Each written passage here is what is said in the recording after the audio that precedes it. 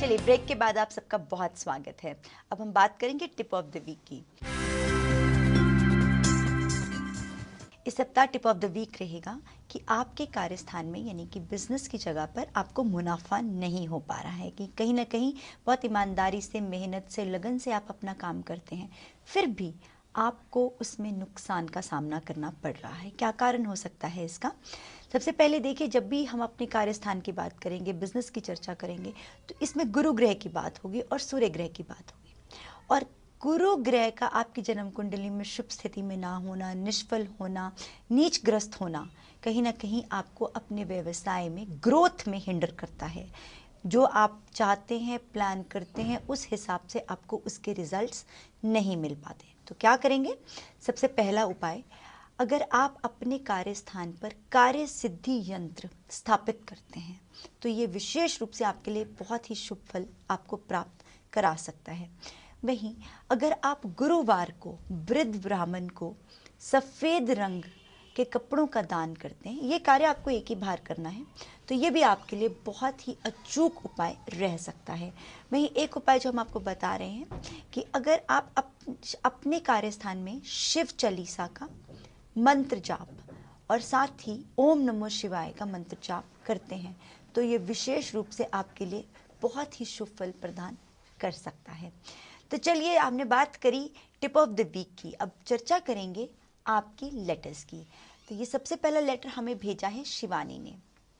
शिवानी ये जानना चाहती हैं कि वो बहुत ही कंफ्यूज्ड और पजल्ड फील करती हैं, स्थिति कोई भी हो, लेकिन कहीं ना कहीं वो अपना मन नहीं बना पाती हैं और किसी भी कार्य में उनका मन नहीं लगता है। मानसिक तनाव उनके जीवन में ज़रूरत से ज़्यादा बढ़ गया है। क्या कारण है ये भी जानेंगे। सबसे पहले बताएंगे, जून 3, 1978 और सुबह 11:40 पर उनका जन्म हुआ है। अगर आप हमें सुन पा रही हैं शिवानी, तो सबसे पहले बताएंगे, लियो लगन की आपकी जन्म कुंडली है, वहीं मंगल और शनि की स्थिति वहां पर है, लगन में ही स्थित है।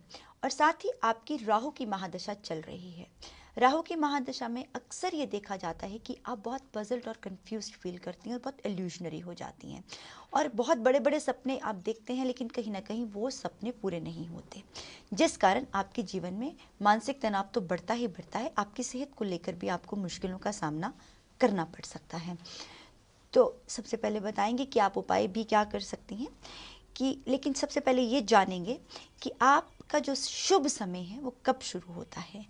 2016 सितंबर 4 के बाद से जो आपका समय रहेगा उसमें स्टेबिलिटी आपको मिलेगी, परंतु जो समय अभी आपका चल रहा है ये थोड़ा कष्टदायक है। आपको जीवन में पेशेंस को बना के चलना है और कोई भी कार्य करने से पहले उसको एक प्रैक्टिकली सोचना है और बड़ों की सलाह के बिना आपको किसी भी मेजर डिसीजंस पर नहीं उतरना है।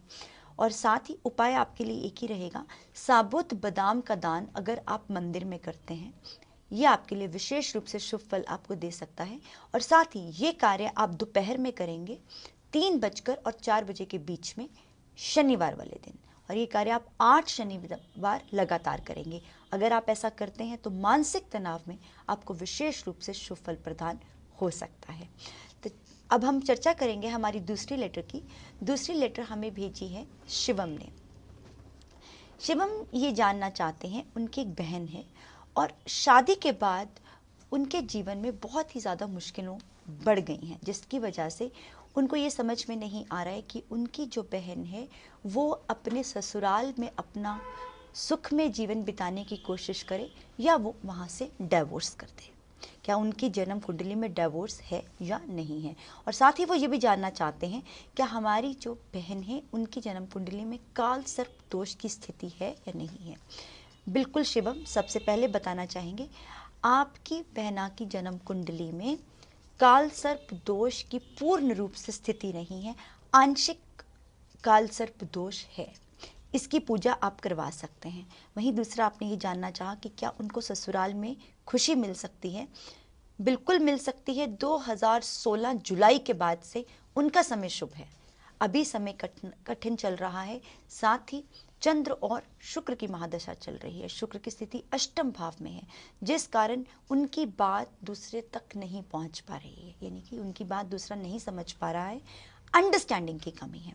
तो जैसे ये समय आएगा उसके बाद से जो उनका समय रहेगा, उनका जीवन रहेगा, वो सुख में बीत सकता है।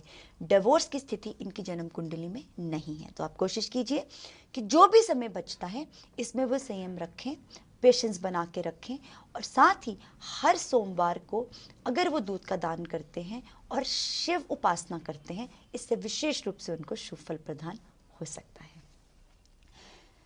दर्शकों, आपने हमारे साथ जाना सप्ताह का हाल, वहीं बात हुई टिप ऑफ द वीक की भी, और हमने आपके सवालों के जवाब भी दिए। तो चलिए इस कार्यक्रम में बस इतना ही, हमें दीजिए इजाज़त। नमस्कार।